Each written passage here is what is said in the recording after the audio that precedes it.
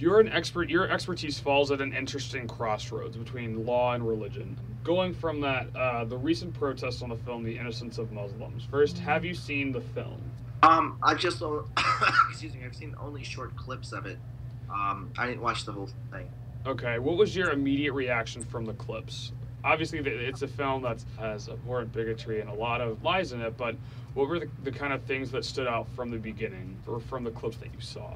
Well, it's just, sort of vitriolic anti-Muslim polemics. It's really not very interesting. So, And then, so part of your expertise is Islamic law. What from this film violate Islamic law? Kind of a base. Obviously, there's the main things. You're not allowed to depict the Prophet Muhammad in negative light. What were the kind of what is the basis for these protests? Why are, aside from it being a really awful film, what are the basis for the unrest? well, I think we need to separate religious doctrine from, I guess, the empirical question of what is the basis of the unrest. I think the empirical causes of demonstrations and burnings and attacking embassies and other sorts of things, they each have very different causal sequences depending on the context and location and the time. Religious doctrine is much easier to talk about. From the perspective of Islamic religious doctrine, of course, Prophet Muhammad is a very important person, just as all the prophets are. He occupies a particular point of reverence. And so in Islamic teachings, for example, one is not supposed to talk about the Prophet Muhammad the way one talks about any other being. There is certain religious etiquette attached to talking about the Prophet and talking about his family that Muslims are expected to observe, and that Muslims have generally held that in their relations with non-Muslims, that non-Muslims must refrain from insulting the Prophet as sort of the condition precedent to civil relations with Muslims.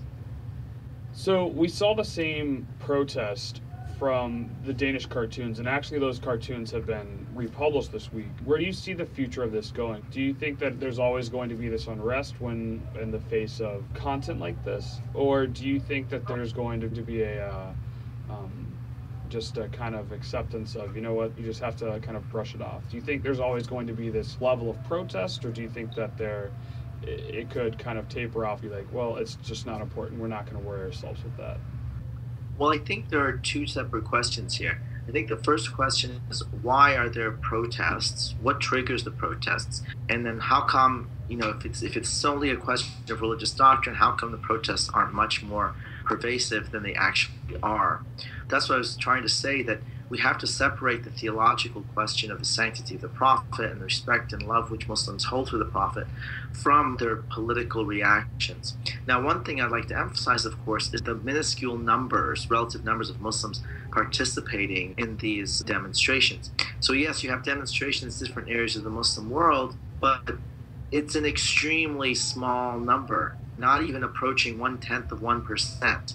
So we have to bear that in mind. Secondly, I think there are other factors driving these things. One of them, of course, is the collapse of authoritarian states in the Middle East, like in Egypt and Tunisia, and the weakening of authoritarian states elsewhere, particularly in the Arab world. And in those circumstances, there's a lot more freedom for popular sentiments to bubble up in the streets and to make themselves felt. But that doesn't mean that they are necessarily representative of even the median sentiment of people in Egypt or Tunisia. So whereas I suspect a person in Tunisia and Egypt found this film to be highly offensive, disgusting, inappropriate, and maybe even be willing to contemplate prosecuting the people who did this, they certainly don't think that demonstrating in front of the American embassy, much less attacking it, is something that's justified. So, what does that lead me to think about in terms of the future? I think the most important goal we can all work for together is to strengthen the forces of democracy in the Arab world and the Islamic world. And to the extent that we have more and more stable democracies, which we don't have right now, we have transitional regimes that are working toward establishing stable democracies, I think these kinds of events will become more the non-events that they should be. I think the reason why things get out of hand in Tunisia and almost got out of hand in Egypt is precisely because we are in this delicate transitional stage in which people of these respective countries have gotten rid of authoritarian regimes, but have not yet built new regimes. And so law and order is still a big question mark. So in that circumstance, particularly where there's a lot of electoral competition, a lot of opportunity for demagoguery, there's an opportunity for things like this to grow out of control. But again, I would point out to people that you should not necessarily believe everything you see in the media. The media has exaggerated dramatically the number of participants and the scope of these demonstrations. So I think really it's been a tempest in a teapot, and that's my general view of these things. Going back to how it's a small population of the Islamic world, who do you think is starting it? Do you think it's the imams? Do you think it's regular people who are starting it? Who's kind of generating a small number of people to protest and well, to protest what I in would the call way them that is they do? religious political entrepreneurs. So right now in the Arab world, one of this I guess not very helpful phenomenon is the spread of private media channels, particularly through satellite TV and the internet, which allows people to sort of magnify their influence well beyond their numbers. So, for example, in Egypt, a well-known sort of, we can call him a televangelist, seized on this film to kind of whip up religious sentiment and to try to convince Egyptians and other Arabs who would be watching the show that there's this concerted anti-Muslim campaign in the United States. And so the internet and satellite TV are extremely deregulated forms of communication. They're basically free to everybody to use and exploit. And so that gives opportunities not just for what we would say good speech to proliferate, but it also gives a very good opportunity for bad speech to proliferate.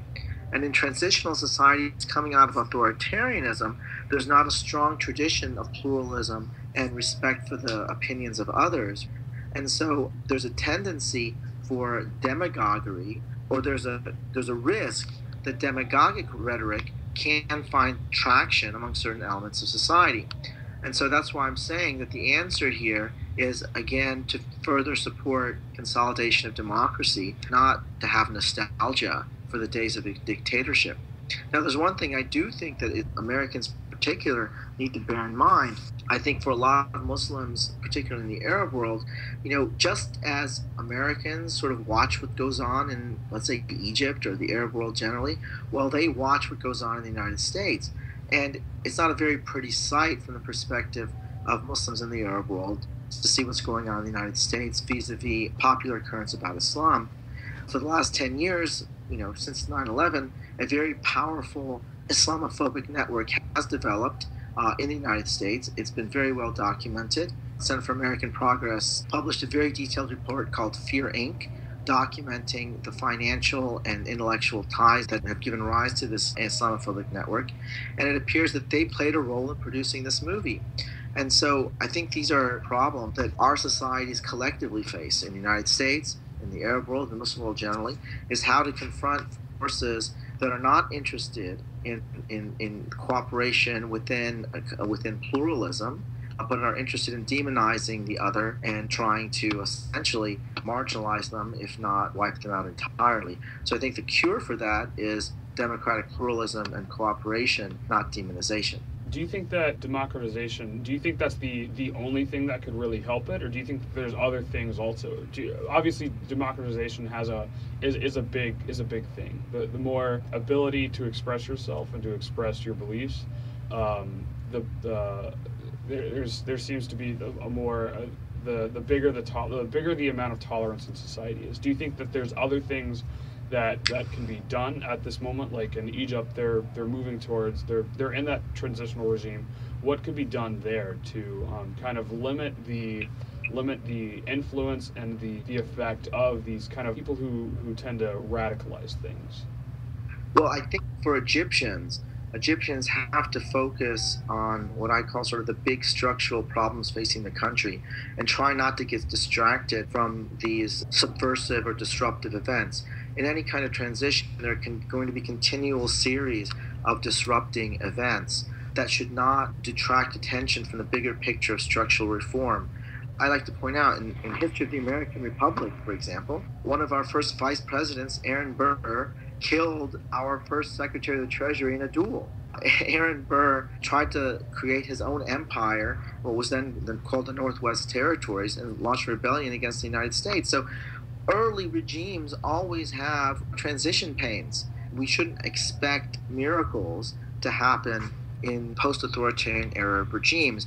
We need to encourage, from the United States perspective, but as well as domestic politics in these countries, is for political forces, responsible political forces, not to get distracted by these kinds of events and focus on the structural challenges of building a more democratic society.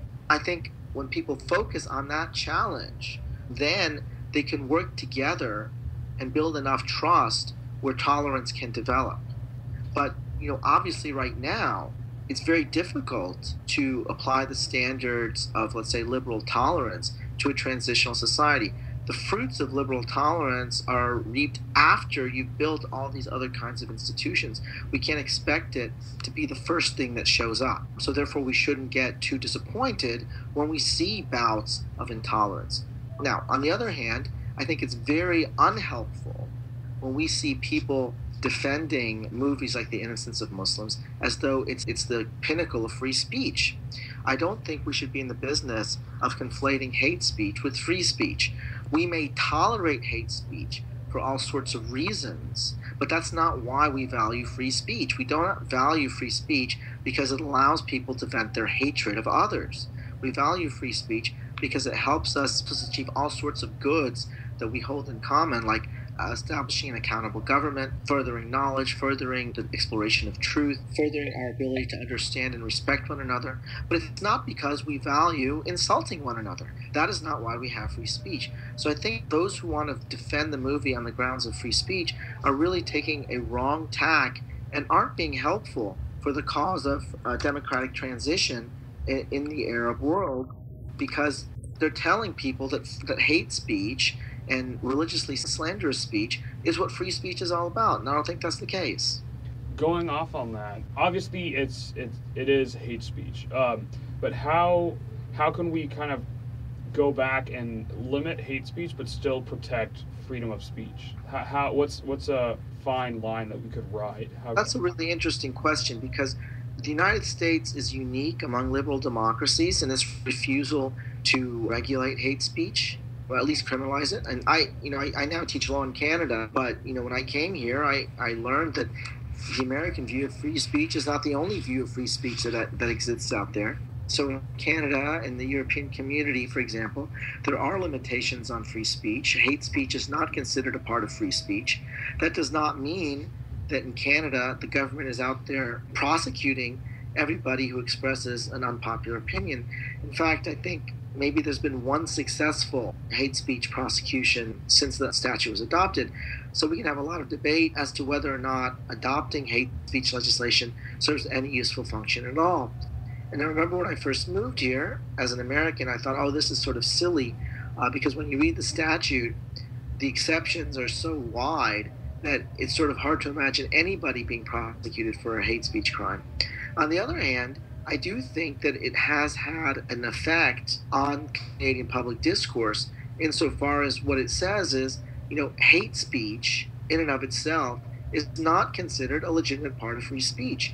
Unlike the situation today in the United States, where a lot of people are under the belief that hate speech is a legitimate part of free speech.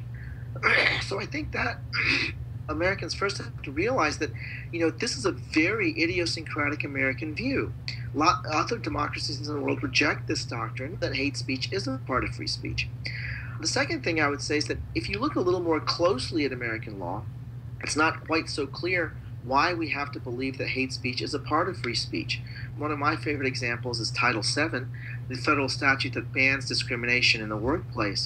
One of the ways an employer can discriminate against an employee is by maintaining what we call, as lawyers, employment lawyers, call a racially or sexually hostile workplace. Now, a lot of that is just speech. So if you go to your place of work and you are subject to racially bigoted language, that could constitute a racially hostile work environment, and you can sue your employer on those grounds. Now, if hate speech were purely considered 100% protected speech under the First Amendment, then I think we have a hard time explaining employment discrimination law, at least to the extent that it prohibits certain kinds of denigrating and degrading speech, whether on the grounds of race or sex. So it's not the case that we have categorically deregulated hate speech in the United States. Employment being a great example of where we do place restrictions on insulting, demeaning, and degrading speech. So I think that people need to rethink this idea that hate speech is an essential part of the First Amendment protections. So we had talked about prior to the free speech and the democratization topics, and you had said that Egypt has asked the U.S. to expedite 7 individuals. One, do you think that the U.S. will? And then if they did, kind of what would happen? What would be the process that they would go through?